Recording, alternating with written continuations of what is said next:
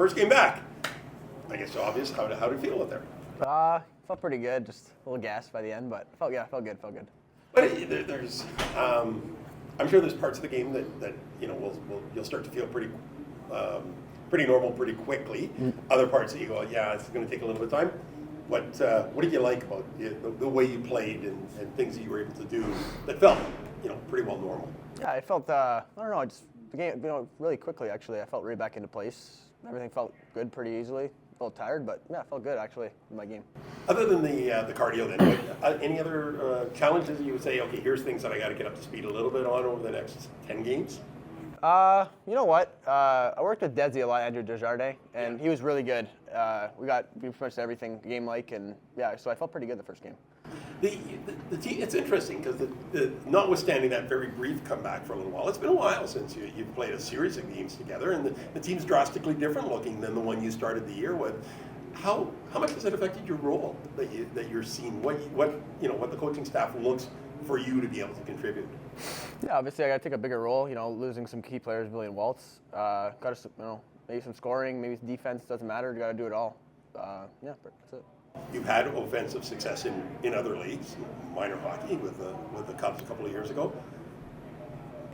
What's the biggest transition you have to make to be able to contribute offensively at this level of hockey? Yeah, it's obviously a much better league. Just got to keep playing the same way. Obviously, playing a 200-foot game, you get a lot of offense from that. Creating turnovers, stuff like that, yeah. Playoffs just around the corner.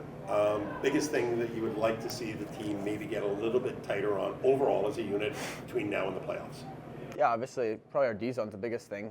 If we're stay with our guys, collapse on when we need to. If you have a good D zone, it's a lot easier to play that game. Well, let's continue. Yeah, because this game seemed to have a lot more energy certainly than Wednesday's game. But you're saying beyond that, you like the first 40 minutes of this game better than a whole lot of games. Well, what in particular, Scott? I just like the work ethic, the compete, the way we were hungry on pucks, shooting pucks. Like I said the first 40 minutes might have been best I've seen in my 2 years here, and then just got to find a way to put the puck in the net, right? So he could have used a few saves on our end, but that's hockey. They made some big saves for us here in the last little while, so it's just part of the game. Last 20, anything in particular that you saw that you put a finger on and say, this has got to be better? I don't know. Fourth goal comes out of a scrum in the corner, and one guy gets beat, and they put a rebound in. Fifth one, I don't know. I think we might want it back, maybe.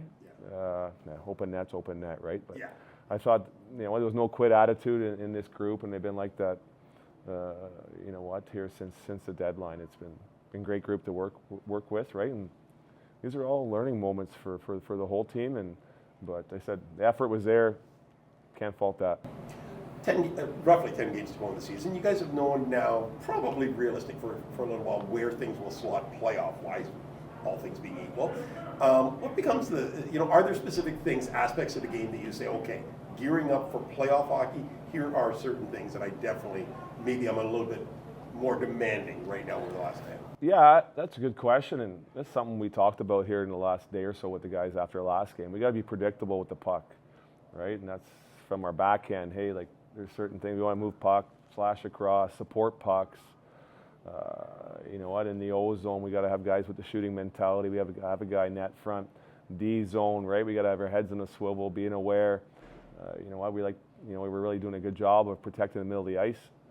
But we can't have guys going on their own page, right? And that's probably first goal that happened. Second goal, bad change, right? Third goal was PK goal, probably was preventative as well. So. Little mistakes right now are going in the back of our net where we get a chance the other way, it's just not going in. Well, last one for you. You tend to get the same sort of questions a lot, yep. So it's trying to give you something a little bit different to go on. And you touched on the fact that, there's certainly, you like the puck to be predictable. And there's systems that you implement and things that you school the guys on. At the same time, you want them to be a little bit creative. Yeah. How do you strike a balance in that? If I'm the player, what's the messaging to me is to know where my balance is. Yeah, we don't want them to be robots out there, right? They're hockey players and they're young. They're 16 to 20-year-olds, but D zone, neutral zone, there's non-negotiables. When you get to the O zone, we have non-negotiables. We want them to have movement. We want them to have some freedom with the puck. We want them to create.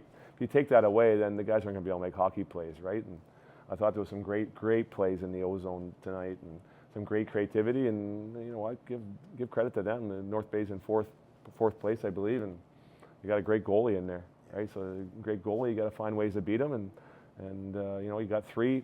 You hope 3's enough, but tonight it wasn't.